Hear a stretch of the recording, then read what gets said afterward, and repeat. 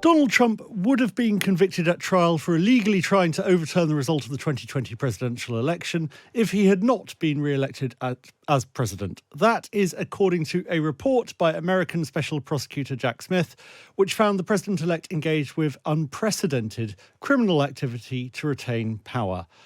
In response and denying the allegations, Trump posted on his platform Truth Social, quotes, "Deranged Jack Smith was unable to successfully prosecute the political opponent of his boss, crooked Joe Biden, so he ends up writing yet another report based on information that the Unselect Committee of Political Hacks and Thugs, all caps, illegally destroyed and deleted." And it goes on with more exclamation marks and more all caps. Yesterday, I spoke to Alan Dershowitz, the lawyer who represented Trump in his impeachment trial, who said ongoing cases against Trump, which he calls lawfare, are not useful. I'm hoping that we can have 4 years free of lawfare and put this all behind us as a terrible mistaken misuse of our legal system. Let's speak to Reed Galen, co-founder of Lincoln Project, a group founded by former members of the Republican Party to campaign against Donald Trump. Hi, Reed. Good afternoon. Thanks for having me. Hi, thanks for being on. So, first of all, what did the Department of Justice report say? It said exactly what you said there at the top, which was given the preponderance of evidence that they had collected, that Jack Smith, the special prosecutor, had collected, they believed that had they taken Donald Trump, had they indicted Donald Trump and taken him to trial, he would have been convicted of felonies related to his unwillingness to abdicate the presidency in the wake of his loss in the 2020 election. His response, I think, tells you all you need to know. It's true. Anytime that he reacts like that, it's often because he's reflecting the thing that he's most afraid of, which is, in fact, that he was willing to overturn the Constitution, overturn a free and fair election, watch an insurrection take place in the United States Capitol, and put his own vice president at risk of losing his life in order to maintain his power. And so he says that he cancelled the criminal proceedings into the January 6th riots due to the department's policy of not prosecuting sitting presidents. Was that right? I mean, that presumably is the law, and this is how the law works. Or do you disagree with that interpretation? No, I mean, look, I would say this, that Mr. Smith is as good a prosecutor as there is. This is a reason why the various things that Donald Trump did during his first term were not prosecuted. This was always going to be the outcome if he won the election, as he did last November.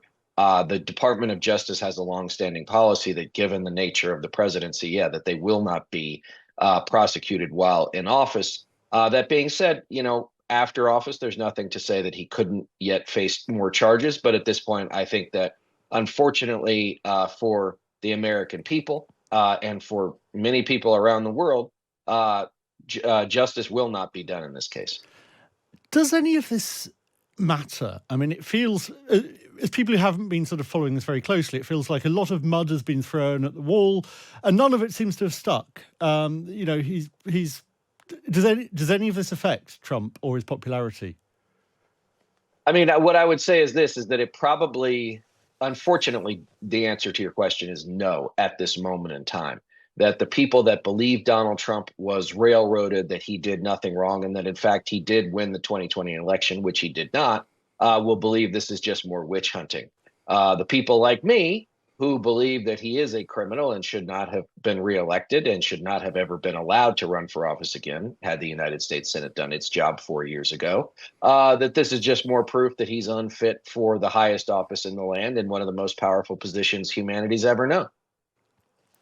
Why? I mean, it's a broader question. Why do you think none of this matters? I mean, we now have, with the court decision last week, we do have, whatever people think about the decision or the things that he was actually legally tried on, we do have the situation where a president, everyone agrees, has paid hush money to a porn star, or has certainly paid money to a porn star. Why is none of this sticking?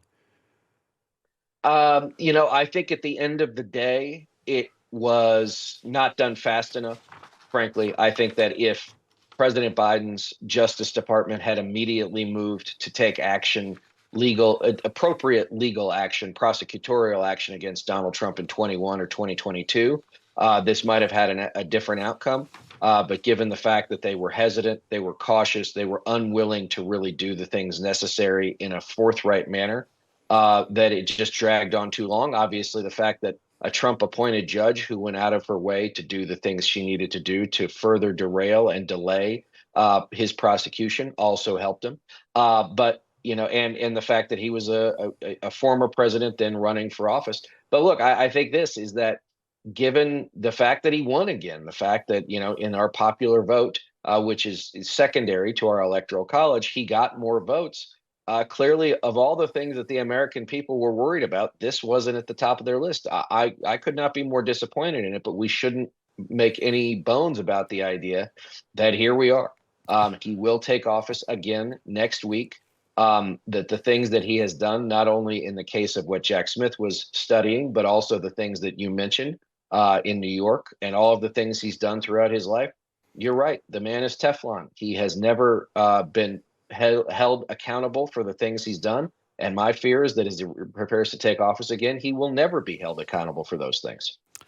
Thank you very much. That is Reed Galen, co-founder of the Lincoln Project, which is a group founded by former members of the Republican Party to campaign against Donald Trump. Some of the people here disagree with me on that, but I just say, look, you got to let people live. And how does that play, though? Okay, number one, it's the right thing to do. But how does that play politically? I think it's the primary reason, one of the primary reasons. The other was just pure cheating. That was the primary, super primary reason. But you can't do that. You got to use your head.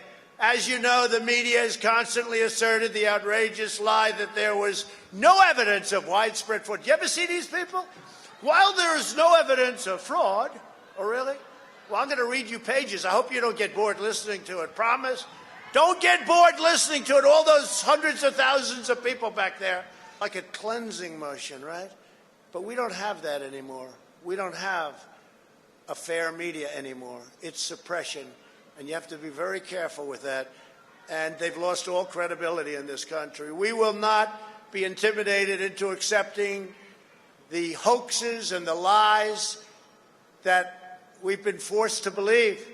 Over the past several weeks, we've amassed overwhelming evidence about a fake election. This is the presidential election. Last night was a little bit better because of the fact that we had a lot of eyes watching one specific state, but they cheated like hell anyway. You have one of the dumbest governors in the United States. And when I endorsed him, I didn't know this guy. At the request of David Perdue, he said, a friend of mine's running for governor. What's his name? And you know the rest. He was in 4th place, 5th place. I don't know. He was doing poorly. I endorsed him. He went like a rocket ship and he won. And then I had to beat Stacey Abrams with this guy, Brian Kemp. I had to beat Stacey Abrams. And I had to beat Oprah. Used to be a friend of mine. I was on her last show, or last week. She picked the 5 outstanding people. I don't think she thinks that anymore. Once I ran for president, I didn't notice there were too many calls coming in from Oprah. Believe it or not, she used to like me, but I was one of the 5 outstanding people. And I had a campaign against Michelle Obama and Barack Hussein Obama against Stacey. And I had Brian Kemp. He weighs 130 pounds. He said he played offensive line in football. I'm trying to figure that out. I'm still trying to figure that out. Said that the other night. I was an offensive lineman. I'm saying, really? That must have been a very small team. But I look at that and I look at what's happened, and he turned out to be a disaster. This stuff happens. Look, I'm not happy with the Supreme Court. They love to rule against me. I picked 3 people. I fought like hell for them. One in particular I fought. They all said, sir, cut him loose. He's killing us. Senators, very loyal senators. They're very loyal people. Sir, cut him loose. He's killing us, sir. Cut him loose, sir. I must have gotten half of the senators. I said, no, I can't do that. It's unfair to him and it's unfair to the family. He didn't do anything wrong. They're made-up stories. They're all made-up stories. He didn't do anything wrong.